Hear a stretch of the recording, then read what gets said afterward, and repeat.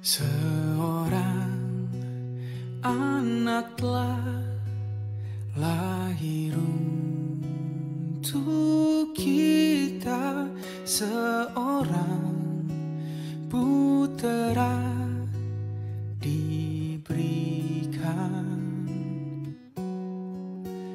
lambang pemerintahan di atas bahunya, dan namanya pun disebut orang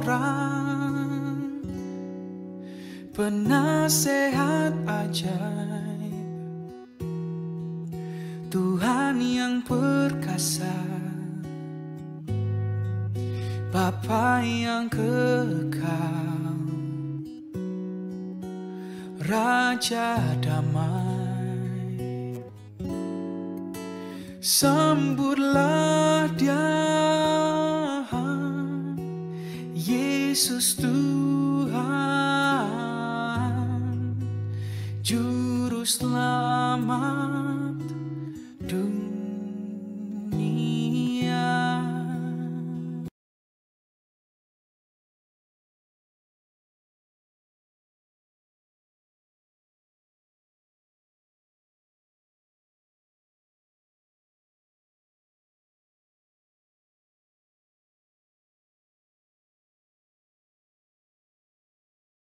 Shalom, salam damai sejahtera bagi kita sekalian. Selamat Hari Natal, damai Tuhan menyertai kita semua. Kita akan mempersiapkan ibadah sukacita pada Hari Natal yang indah ini.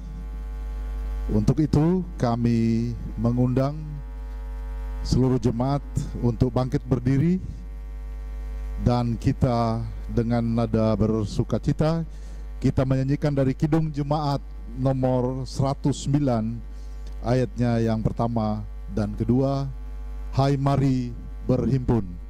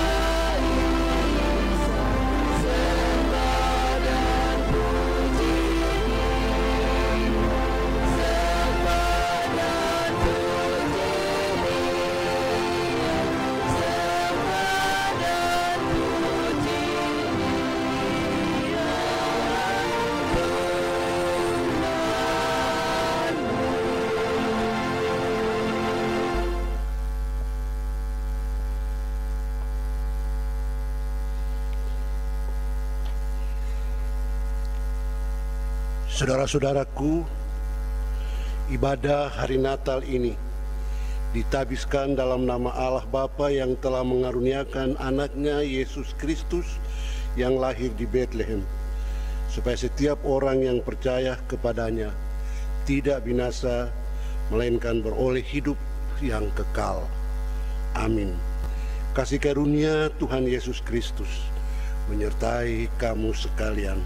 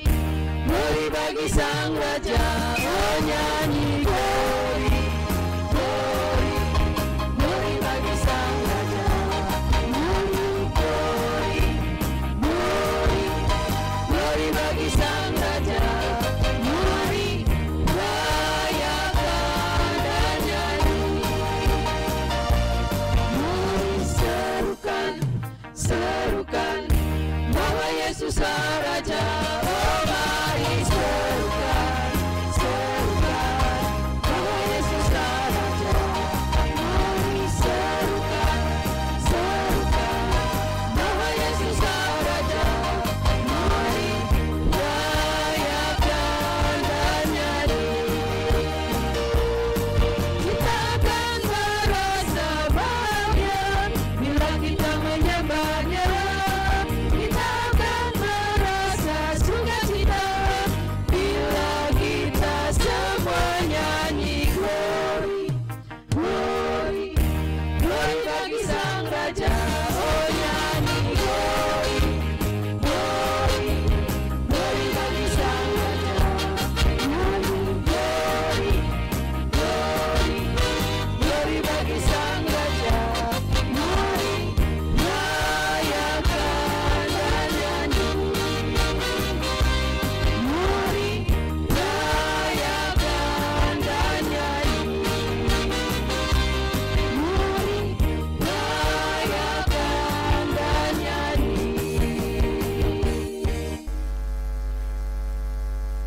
Saudara-saudaraku, bersama-sama kita ungkapkan syair puji-pujian ini secara bergantian. Kemuliaan bagi Allah di tempat yang maha tinggi, dan damai sejahtera di bumi di antara manusia yang berkenan kepadanya.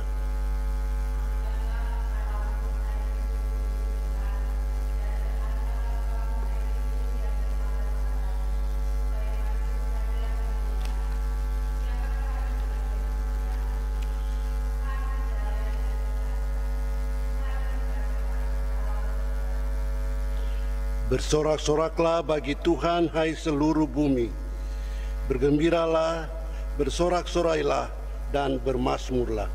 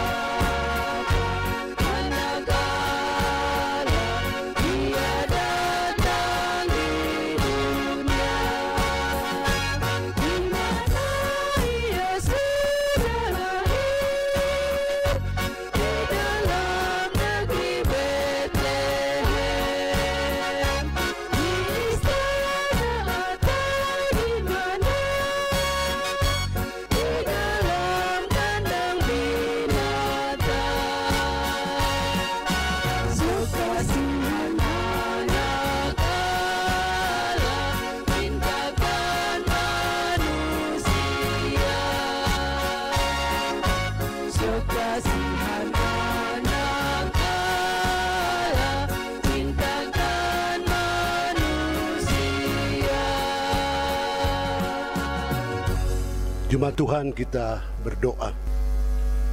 Bapa kami yang bertakhta di surga, tapi yang dalam kemurahannya juga berkenan menilik kami anak-anak yang ada di bumi ini. Hari ini secara khusus bersama-sama dengan seluruh jemaat-Mu Gemis Depok ini, sekalipun berada di tempat yang terpisah, Kami menaikkan syukur kami kepadamu Tuhan, sebab oleh tuntunan-Mu Engkau tibahkan kami semua di hari yang sangat khusus ini. Hari ketika kami dalam iman merayakan dengan penuh rasa syukur kedatangan-Mu ke dunia ini. Kami menghayati ya Tuhan makna kedatangan-Mu itu sebagai tanda kasih-Mu yang hebat bagi dunia ini, bagi kami manusia. Kami juga bersyukur ya Tuhan, sebab ketika kami merayakan hari khusus ini, ada kesempatan bagi kami untuk bersekutu dalam ibadah sebagai jemaat. Kami percaya bahwa Engkau menilai kami satu demi satu dimanapun sekarang ini kami berada. Kami percaya bahwa Engkau membungkus kami semua dengan rahmat-Mu, sehingga sekalipun kami terpisah, tapi sukacita iman sebagai satu persekutuan di dalam Tuhan di hari Natal ini mewarnai hidup kami. Bapa, di tengah-tengah sukacita ibadah pagi ini, kami akan membaca firman-Mu yang tertulis dalam Alkitab. Kami mohon dengan penuh kerendahan hati, Engkau menolong kami, supaya kami boleh mengikuti pembacaan ini dengan cermat, lalu boleh memetik pesan dari-Mu untuk kami sekarang ini. Biarlah telinga kami semua ya Tuhan bisa mendengar, biarlah suara Tuhan bisa kami dengarkan lewat firman ini. Ini syukur dan permohonan khusus kami ya Tuhan, kami bawa dalam nama-Mu ya Tuhan Yesus Kristus, Juru Selamat kami yang lahir di Bethlehem. Amin.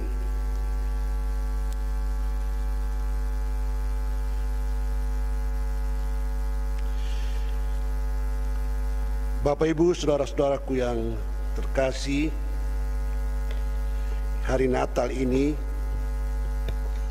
atau di hari Natal kali ini, Natal tahun 2020 ini, kita diminta oleh sinode kita untuk membaca Mazmur pasal 2 ayat 1 sampai 12.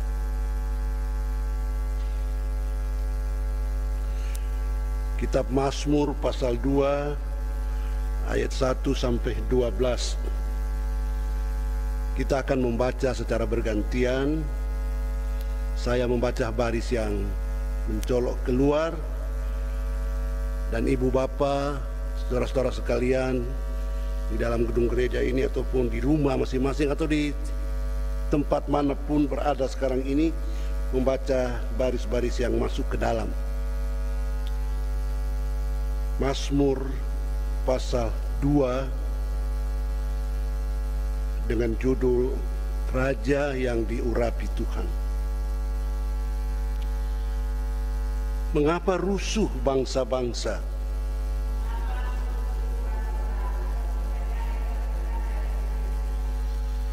Raja-raja dunia bersiap-siap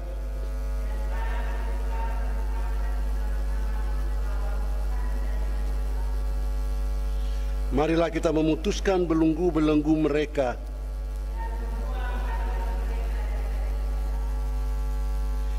Dia yang bersemayam di surga tertawa. Maka berkatalah ia kepada mereka dalam murkanya,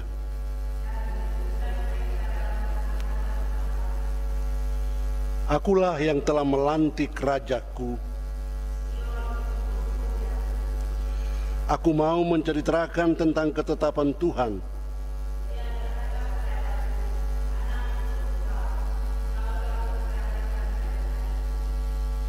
Mintalah kepadaku,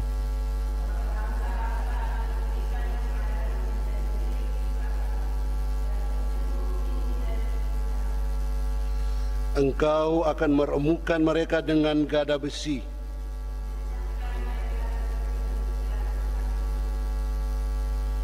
Oleh sebab itu, hai raja-raja, bertindaklah bijaksana. Beribadahlah kepada Tuhan dengan takut, supaya Ia jangan murka dan kamu binasa di jalan.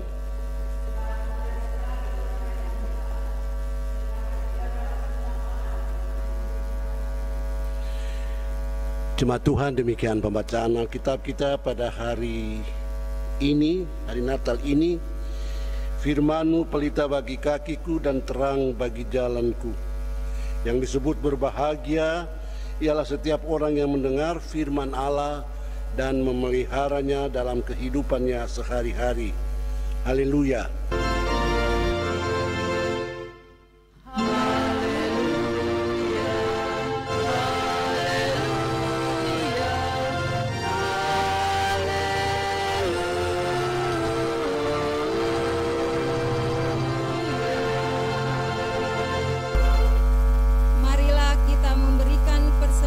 Syukur masing-masing sambil menghayati firman Allah dalam kitab Maleakhi 2 ayat 10. Bawalah seluruh persembahan persepuluhan itu ke dalam rumah perbendaharaan, supaya ada persediaan makanan di rumahku, dan ujilah aku.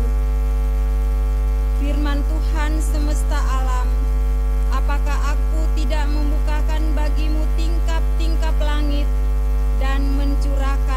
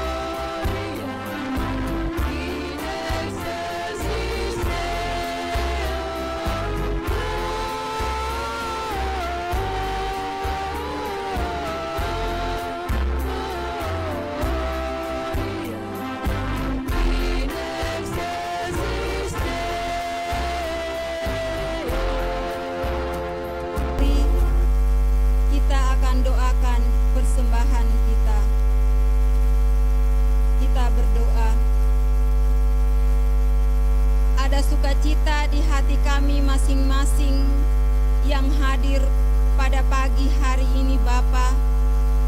Ketika kami menapaki hari-hari hidup kami, Engkau selalu ada buat kami. Karena itu kami bersyukur lewat ibadah Natal di pagi hari ini.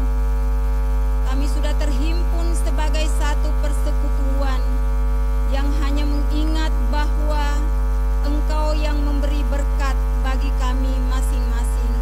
Kami mensyukuri berkat-Mu lewat persembahan yang sudah terkumpul ini Bapa, agar dapat melengkapi pelayanan persekutuan gereja-Mu demi hormat dan kemuliaan nama-Mu. Bapa di sorga, berkati kami semua yang hadir pada saat ini. Di dalam nama Tuhan Yesus Kristus yang adalah Tuhan dan Juru Selamat, kami sampaikan doa ini kepadamu. Amin.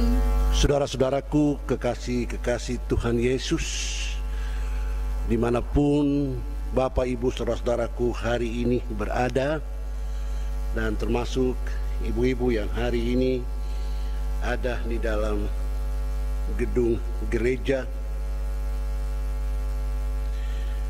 Kita beribadah hari ini, hari Jumat, dalam rangka memperingati dengan penuh rasa syukur peristiwa sejarah datangnya Tuhan yang ilahi itu ke dalam dunia ini dan mengambil wujud seorang manusia. Peristiwa Natal itu menggelorakan dunia ini. Banyak orang yang dibuat sibuk olehnya. Bukan hanya ketika peristiwa itu terjadi dulu, tapi rasanya setiap tahun gelora Natal itu ada di mana-mana di seluruh dunia ini.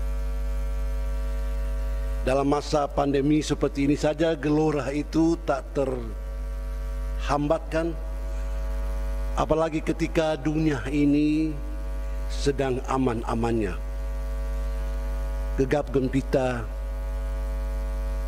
karena Natal itu menggema di mana-mana. Tapi saudara-saudaraku, untuk kali ini kenyataannya berbeda. Seumur-umur kita yang usianya 60, 50 atau berapapun usia kita, rasanya baru sekarang ini kita beribadah Natal dengan cara seperti ini. Sebelumnya rasanya belum pernah kita alami.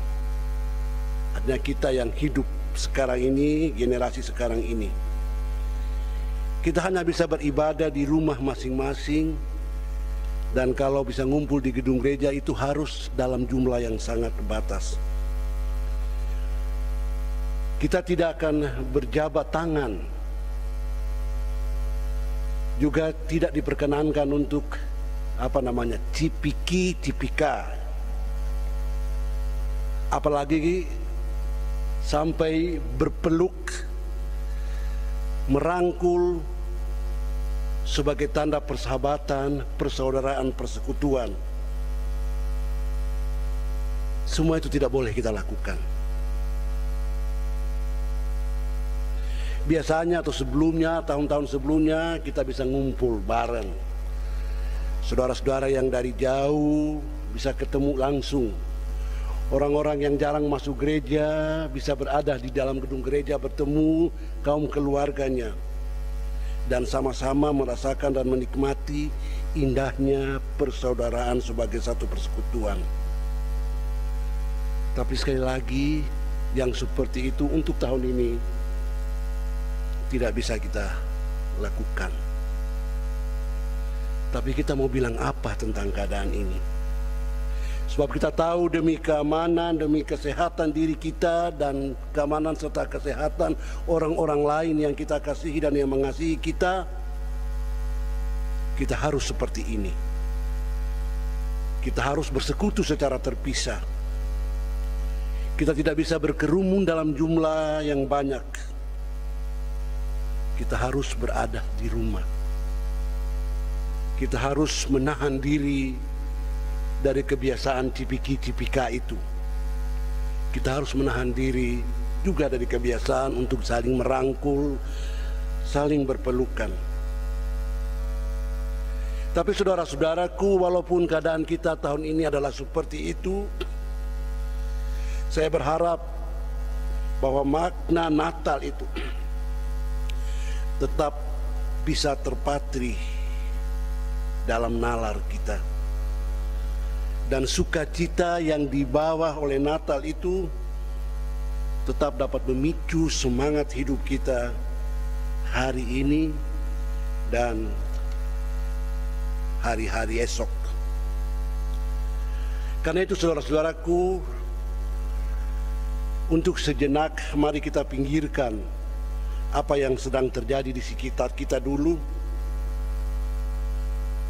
Apa yang membuat kita harus berada seperti ini, mari kita pinggirkan dulu itu.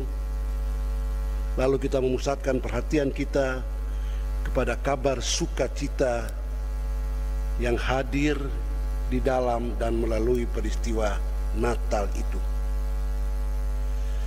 Saudara-saudaraku, kita ingat ketika orang-orang Majus datang ke Yerusalem dengan tuntunan bintang di timur.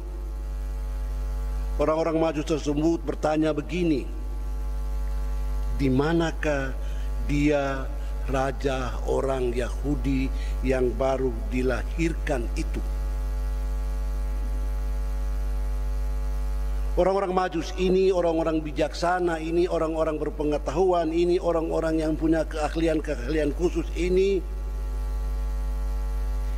tentu saja ketika itu mencari bayi Yesus. Tapi mereka tidak menyebut nama itu dalam pertanyaan mereka. Yang mereka sebutkan dalam pencarian itu adalah raja yang baru lahir. Yesus yang baru saja lahir di Bethlehem itu adalah raja. Begitu pemahaman, kesimpulan para Majus. Dan sebutan terhadap raja itu ada terus sepanjang hidup Yesus. Kita ingat salah satu pokok dakwaan terhadap Yesus yang dikatakan oleh para lawannya ketika ia berada di pengadilan atau diperhadapkan dengan pengadilan untuk kemudian membawanya ke kayu salib. Salah satu pokok dakwaannya adalah statusnya sebagai raja. Ketika ia diperhadapkan dengan Pilatus, salah satu pertanyaan Pilatus adalah, apakah engkau raja orang Yahudi? Dan ketika itu Yesus menjawab pertanyaan itu, engkau sendiri yang mengatakannya. Cerita itu kita tahu ada dalam kitab-kitab Injil, dan dalam Injil Matius itu kita temukan dalam pasal 27. Juga dari cerita kitab Injil kita tahu bahwa di atas kepala Yesus yang tersalib itu tertulis, inilah Yesus, raja orang Yahudi. Saudaraku, sebutan raja atau gelar raja kepada Yesus melekat pada dirinya. Sejak dia lahir, bahkan sampai kepada ujung ajalnya. Ia memang juga disebut dengan beberapa gelar atau sebutan lainnya, seperti Tuhan, Juru Selamat, Anak Domba, Anak Manusia, Anak Allah, Anak Daud, dan lain-lain sebagainya. Tetapi sebutan raja itu seperti membingkai Yesus dari kelahirannya sampai ke akhir hidupnya. Saudara-saudaraku, tentu saja sebutan atau gelar raja yang diberikan kepada Yesus itu tidak muncul seketika atau dengan begitu saja tanpa ada ceritanya ke belakang. Sebutan atau gelar raja untuk Yesus itu sangat relevan dalam konteks kehidupan umat Israel jauh sebelum peristiwa Natal itu. Ketika kepemimpinan para hakim di umat Israel berada di ujung, umat Israel mendesak dan mengupayakan supaya mereka juga mempunyai seorang raja, supaya mereka juga dipimpin oleh raja sama seperti bangsa-bangsa lain yang ada di sekitar mereka ketika itu. Maka demikianlah atas perkenanan Tuhan, Saul anak Kis diurapi oleh Samuel menjadi raja atas umat Israel. Cerita itu ada dalam kitab 1 Samuel mulai dari pasal 9. Israel menikmati kehidupan di bawah pemerintahan raja. Malah di zaman para raja itu mereka seperti merasakan adanya zaman kejayaan, terutama ketika Daud yang menjadi raja. Lalu kemudian ketika kehidupan umat Israel sebagai suatu bangsa itu menjadi sulit dan Israel tidak lagi berdaulat sebagai suatu bangsa, melainkan merupakan jajahan secara bergantian dari bangsa-bangsa lain, umat Israel ini rindu supaya masa indah yang pernah mereka nikmati dulu sebagai suatu bangsa di bawah Raja Daud berulang kembali. Kerinduan akan datangnya seorang raja yang memerintah mereka sebagai satu bangsa berkembang terus. Dan semakin hari semakin kuat. Sampai kerinduan itu berubah menjadi pengharapan. Pengharapan akan munculnya kembali seorang raja yang sama seperti raja-raja dahulu. Raja yang diurapi oleh Tuhan. Dalam pengharapan yang kuat, umat Israel menantikan tampilnya seorang raja yang diurapi oleh Tuhan. Dalam bahasa teknisnya, pengharapan umat Israel yang ini disebut sebagai pengharapan mesianik. Pengharapan akan datangnya sosok yang diurapi.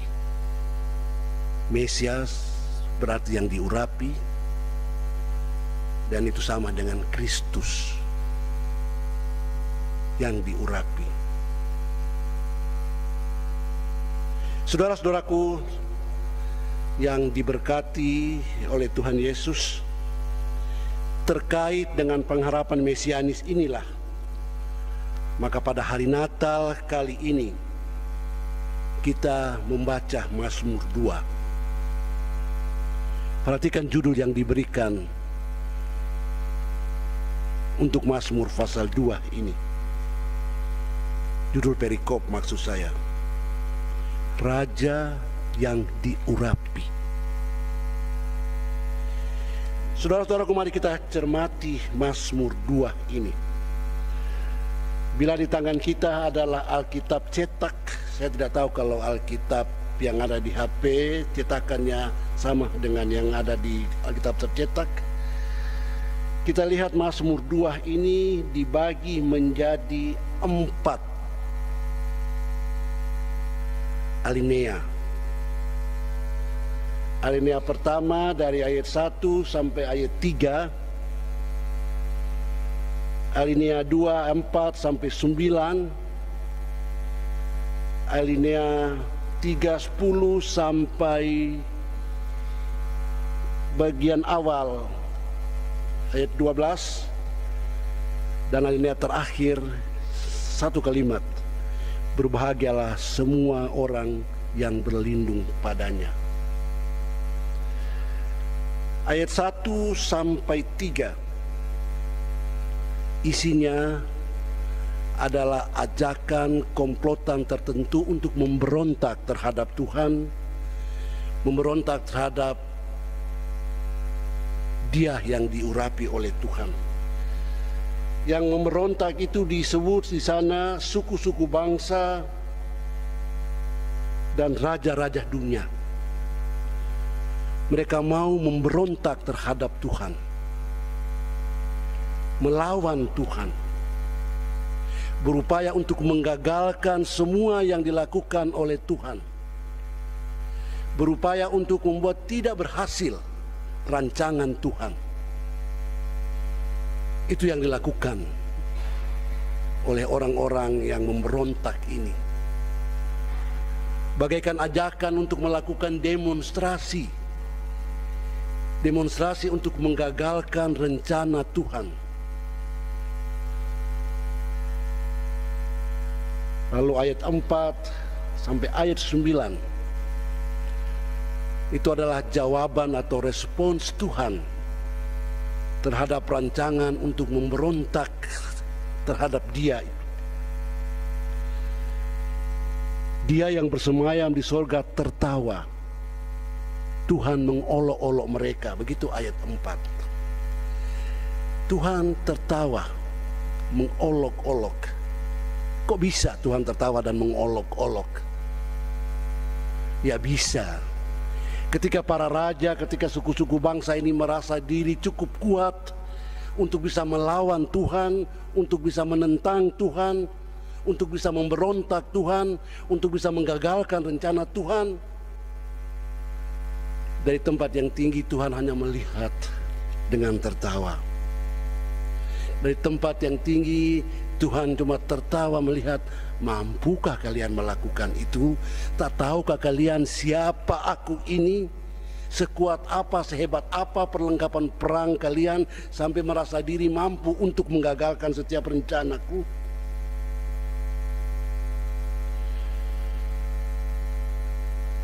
Ayat 6, aku yang telah melantik rajaku di Sion, gunungku yang kudus. Sion itu gunung di Yerusalem, melambangkan tempat bagi umat Israel, Allah, Tuhan bersinggasana. Tapi dari ayat 6, dari ayat pernyataan dalam ayat 6 itu kita tahu bahwa bukan hanya Tuhan yang dilawan oleh para pemberontak ini, tapi Dia yang dilantik, yang diurapi oleh Tuhan juga, Sang Raja. Dengan demikian maksud dari pemberontakan itu adalah menurunkan raja yang telah dilantik oleh Tuhan itu dari singgasananya sebagai raja. Kalau bahasa politik dari zaman modern itu, upaya pemberontak itu adalah menurunkan raja sah yang dilantik secara sah oleh Tuhan itu. Pemberontakan mereka terhadap Tuhan dilakukan atau diwujudkan dengan berupaya untuk membuat sang raja itu turun dari tahtanya sebagai raja. Aku yang telah melantik rajaku di Sion, gunung batuku. Ini ayat 7 ini dikutip dalam Kisah pasal 13 tadi yang dibaca dalam nas pembimbing ya. Ia berkata kepadaku, ini kepada raja, anakku engkau telah kuperanakan pada hari ini. Raja yang diurapi itu disebut sebagai anak Tuhan. Raja yang diurapi itu dinyatakan sebagai yang telah diperanakan oleh Tuhan.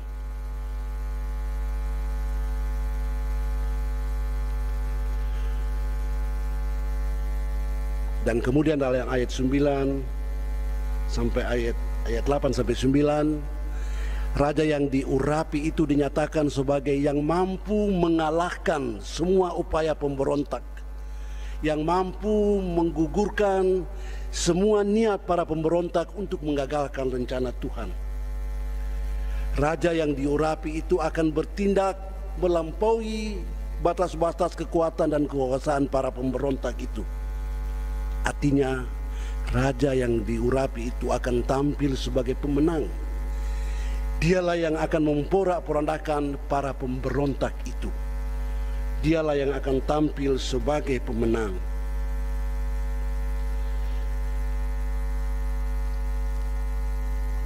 Alinea ke-3 ayat 10 sampai bagian awal 12.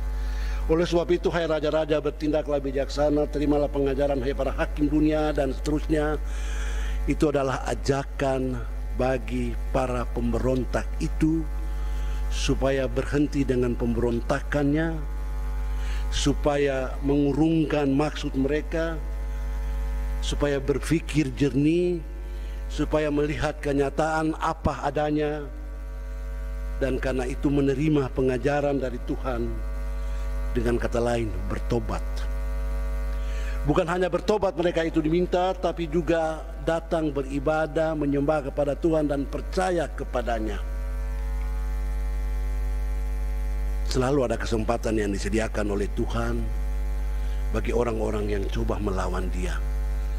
Selalu ada terbuka kesempatan bagi orang-orang yang melawan Tuhan untuk berubah pikiran, untuk bertobat, dan kemudian berbalik, percaya dan menyembah Tuhan. Jika itu yang terjadi, jika terjadi pemberontakan, perubahan pola pikir, maka Tuhan menyediakan kedamaian bagi mereka. Jangan murka, jangan ia murka atas kamu dan kamu binasa di jalan, sebab mudah sekali murkanya menyala.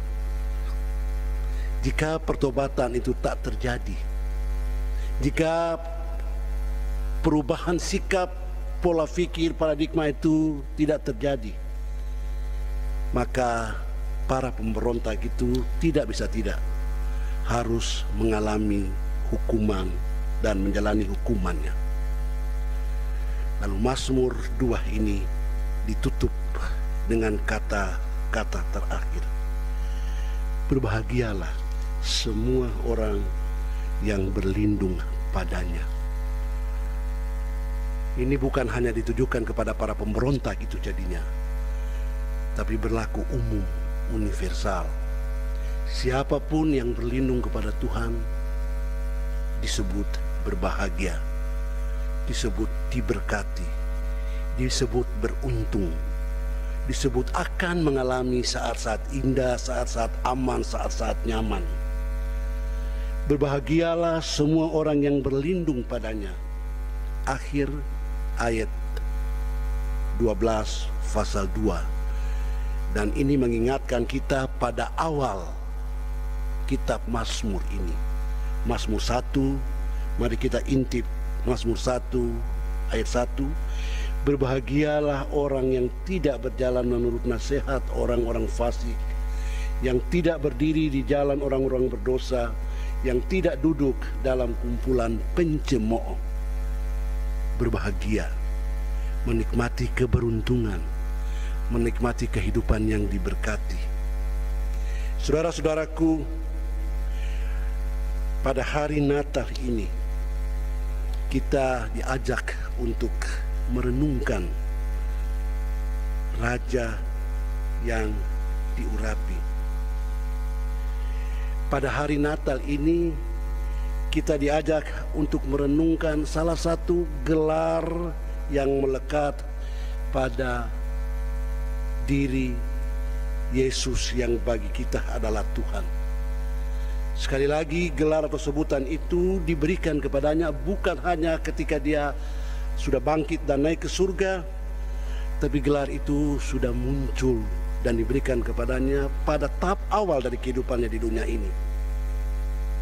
Bahkan kitab Kisah Para Rasul yang dikutip dalam nas pemimpin kita tadi mengaitkan bahwa raja yang diurapi yang disebut dalam Mazmur 2 itu yang kita baca tadi menunjuk kepada sosok Yesus itu sendiri.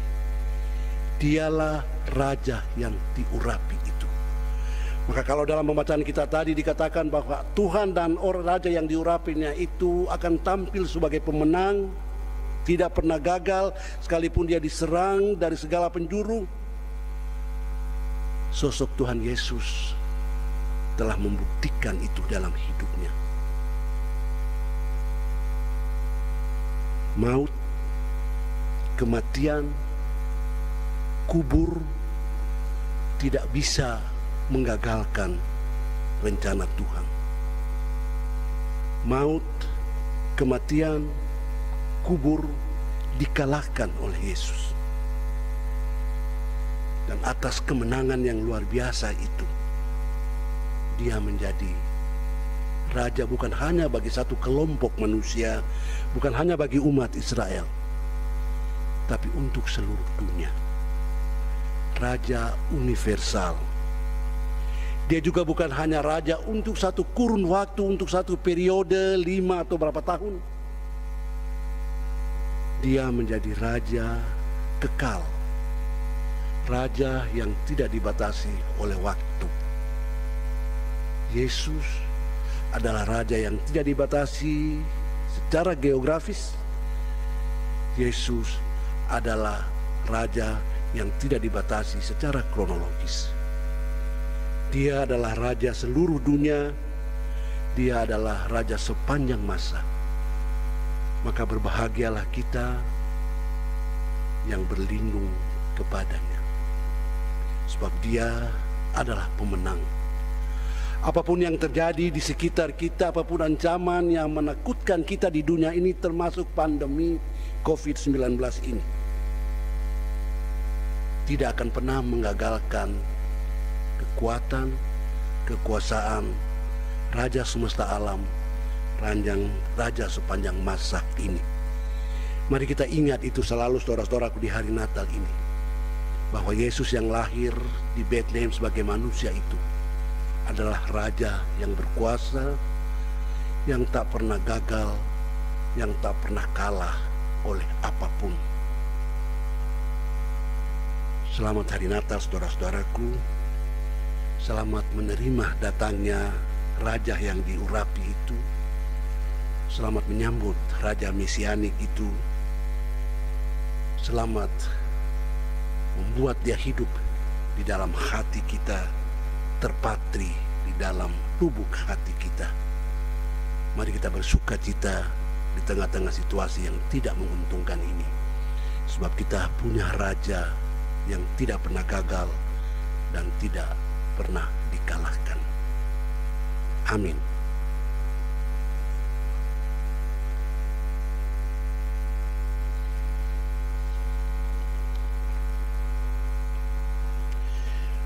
Jemaat Tuhan, kita berdoa dan akan kita akhiri dengan mengucapkan bersama-sama doa Bapa kami. Kita berdoa. Sungguh beruntung kami ya Tuhan, yang memiliki Engkau bukan hanya sebagai Tuhan kami, tapi juga sebagai Raja yang memerintah dan menguasai kami. Sungguh beruntung kami ya Tuhan, sebab kami memiliki Raja yang tak terkalahkan, Raja yang tak berbatas oleh waktu dan oleh tempat, Raja kekal dan untuk semesta dunia ini.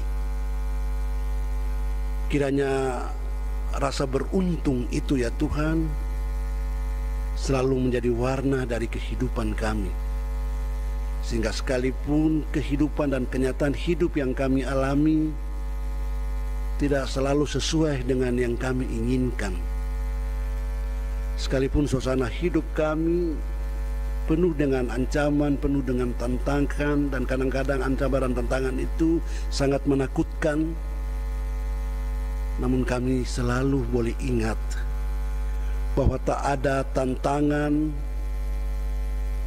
apapun di dunia ini yang mampu mengalahkan Engkau. Biarlah kami ada dalam arak-arakan sukacita sebagai umat yang rajanya adalah Tuhan. Biarlah sukacita dan semangat Natal hari ini akan bergaung terus dalam hidup kami semua, dan gaung sukacita itu akan berdampak bagi masyarakat yang ada di sekitar kami. Sementara itu ya Tuhan, biarlah juga makna gaung dan sukacita Natal itu juga menuntun kami untuk selalu bisa melangkah dengan tegar dalam hidup kami ini. Dan biarlah juga sukacita Natal itu mendorong kami untuk tampil sebagai warga negara, warga masyarakat, warga jemaat yang sadar akan tanggung jawab kenegaraan, kemasyarakatan, dan kegerejaan. Mampukan kami untuk itu Tuhan. Pinta ini tidak kami naikkan kepadamu hanya untuk kami dalam lingkup Jemaat Gemis Depok ini ya Tuhan, tapi juga untuk seluruh warga Gemis di daerah maupun di luar daerah, termasuk di Jakarta dan wilayah-wilayah yang ada di sekitar pelayanan resort Indonesia bagian Barat ini. Kami juga maksudkan dalam pinta kami ini ya Tuhan, pelayanan gerejawi yang diemban oleh semua gereja di seluruh dunia ini. Dan kami naikkan permintaan kami ini juga kepadamu ya Tuhan, untuk seluruh bangsa yang sedang menghadapi ancaman yang sama, termasuk bangsa yang kami cintai, Indonesia ini. Mampukan pemerintah kami ya Tuhan di semua aras, dari tingkat pusat sampai ke kelurahan, desa, supaya dapat melakukan protokol kesehatan ini dengan baik untuk meminimalkan, bahkan memutuskan rantai penularan virus ini Tuhan. Mampukan juga kami sebagai warga masyarakat untuk berada dalam tata kehidupan yang penuh dengan disiplin, supaya tidak membiarkan diri kami menjadi mangsa yang empuk bagi virus itu, dan sekaligus juga tidak membiarkan diri kami menjadi penyalur bagi tertularnya orang lain oleh virus yang sama ini. Bapa di surga, kami berdoa kepadamu secara khusus untuk jemaatmu Gemis di Depok ini, untuk pelayanan yang diemban dalam hari-hari terakhir di tahun 2020 ini, untuk rencana-rencana jemaat ini mengisi hari-hari terakhir ini. Kiranya rancangan dan langkah-langkah yang akan diambil itu dikenan oleh Tuhan.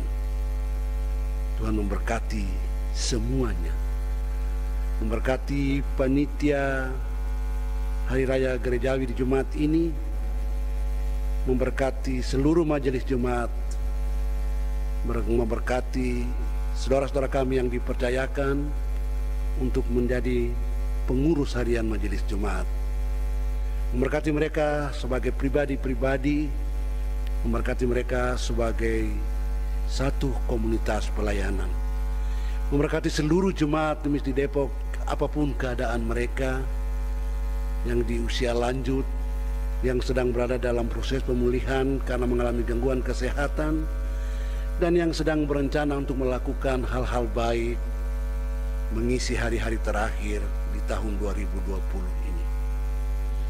Secara khusus ya Tuhan, kami menaikkan sukacita dan syukur bersama kami, bersama-sama dengan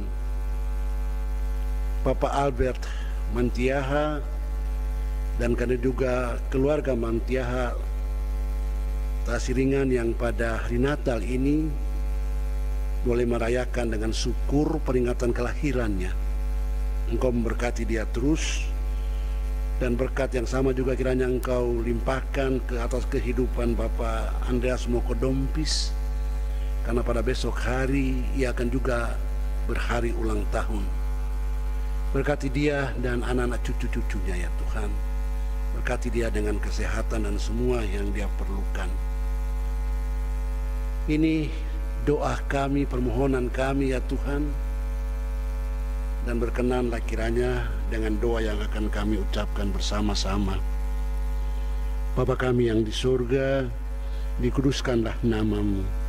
Datanglah kerajaan-Mu, jadilah kehendak-Mu di bumi seperti di surga. Berikanlah kami pada hari ini makanan kami yang secukupnya, dan ampunilah kami akan kesalahan kami seperti kami juga mengampuni orang yang bersalah kepada kami. Janganlah membawa kami ke dalam pencobaan, tetapi lepaskanlah kami dari yang jahat. Karena Engkau lah yang mempunyai kerajaan dan kuasa dan kemuliaan sampai selama-lamanya. Amin. Shalom. Salam sejahtera untuk kita semua. Selamat Natal saudara-saudariku di dalam Tuhan. Semoga damai Natal selalu beserta dengan kita. Kekasih-kekasih Tuhan yang diberkati, Natal tahun ini paling berbeda dan belum pernah terjadi sebelumnya. Sulit menggambarkan keadaan kita masing-masing karena kita tidak bertemu sudah 9 bulan lamanya. Semoga keluarga kita baik-baik dan sehat-sehat saja.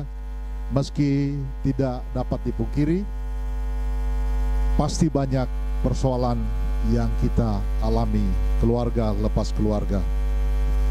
Dalam pengharapan akan Tuhan, kita yakin ada maksud Tuhan yang baik dari situasi yang sulit ini. Keluarga dapat berkumpul lebih sering. Oleh karena itu keluarga makin erat dan kasih dapat dipulihkan. Nasihat-nasihat orang tua untuk kehidupan dan terlebih di dalam firman kepada anak-anak diperkuat. Ini adalah gambaran ideal dalam situasi kita ini. Tetapi sebagai manusia biasa diakui bahwa ada situasi apa adanya terjadi di mana kekristenan kita tidak ideal.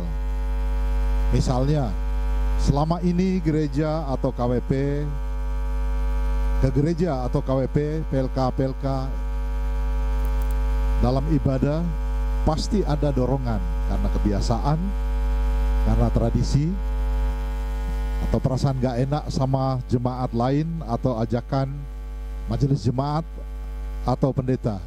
Betul? Saat ini beda. Kekristenan kita benar-benar dimotivasi dari dalam diri kita sendiri, dari dalam keluarga masing-masing. Tidak ada faktor luar yang mendorong. Ini murni kerelaan dari masing-masing, terutama anggota CD Jemaat. Apakah kita setia melakukan tugas gereja kita? Natal tahun ini menjadikan kekristenan kita diuji. Ini adalah kesempatan bagi kita untuk tahu tentang diri kita sendiri. Satu faktor positif dari Natal ini adalah kita tidak seperti kebiasaan. Pembatasan ini menghindari kita dari sifat konsumtif yang berlebihan. Kita tidak perlu baju baru, tidak perlu menyiapkan makanan berlebihan, sehingga uang belanja, keuangan keluarga bisa dihemat untuk hal-hal yang prioritas. Kita mengucap syukur, ini Natal terbaik karena kita pada akhirnya bisa hidup apa adanya lepas dari pengaruh tradisi Natal di mana apa-apa, banyak hal bersifat berlebihan. Kita mensyukuri Natal yang kesederhanaannya nyata, sama seperti Yesus Tuhan kita. Pada saat lahir, mereka bertiga, ayah dan bundanya, hidup apa adanya, menerima kondisi yang dihadapi pada saat itu. Sekali lagi, ini Natal terbaik, Natal tanpa embel-embel. Jika ada Natal dan damai sejahtera, maka itu murni. Hanya ada Tuhan dan kita dan keluarga. Persekutuan ibadah Natal menemukan arti yang berbeda. Bersekutu bukan secara fisik, tetapi perjumpaan virtual via alat teknologi.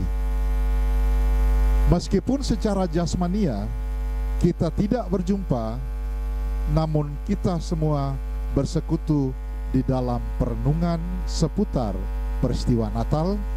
Kita bersekutu di dalam firman Tuhan, dan kita bersekutu di dalam damai Natal itu sendiri. Bapak Ibu jemaat Tuhan yang kekasih, sebagai warga negara yang baik, kita harus terus mendukung usaha bersama pemerintah dan segenap masyarakat untuk mengatasi penyebaran virus corona. Dalam bahasa Inggris, murid-murid Tuhan Yesus itu disebut disciples. Dan kata disciples ini menjadi akar dari kata disiplin. Artinya, kita sebagai murid-murid Yesus dimanapun berada adalah menjadi teladan dalam hal disiplin. Oleh karena itu hendaknya kita menjadi sangat disiplin dalam melawan penyebaran COVID-19, di mana tata cara dan petunjuknya sudah kita ketahui dengan luas. Kami berdoa semoga kita semua bersama-sama dengan keluarga sehat selalu. Atas nama seluruh majelis jemaat dan pengurus PLK-PLK, kami mengucapkan selamat Natal saudara-saudariku beserta keluarga semua. Damai Natal menjadi milik kita semua, dan Tuhan Yesus beserta dengan kita senantiasa. Amin. Shalom.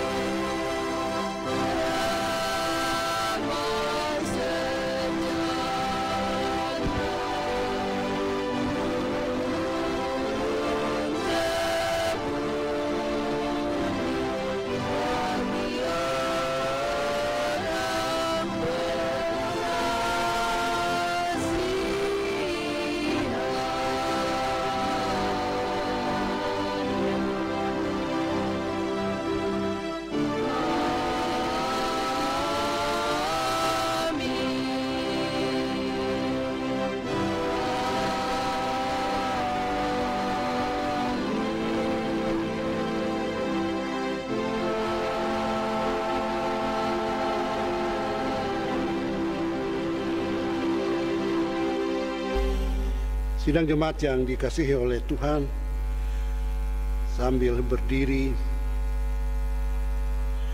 mari kita mengarahkan hati kita kepada Allah dan kembali ke kehidupan kita sehari-hari, menjalani kehidupan kita sehari-hari dengan selalu mengingat damai sejahtera Natal yang kita terima hari ini, dan terimalah berkat Tuhan untuk perjalanan hidup kita semua selanjutnya.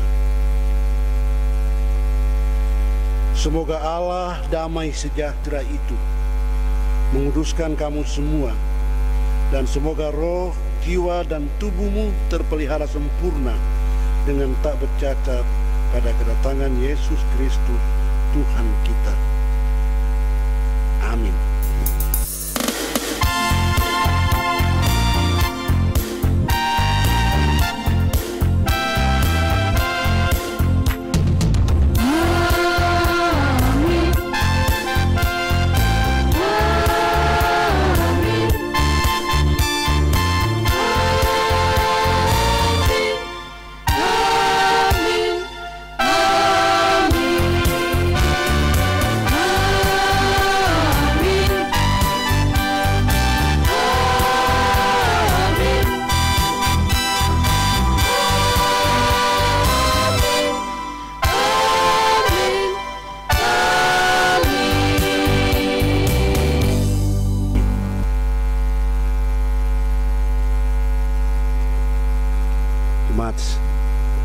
Dalam gedung gereja atau di rumah silahkan duduk.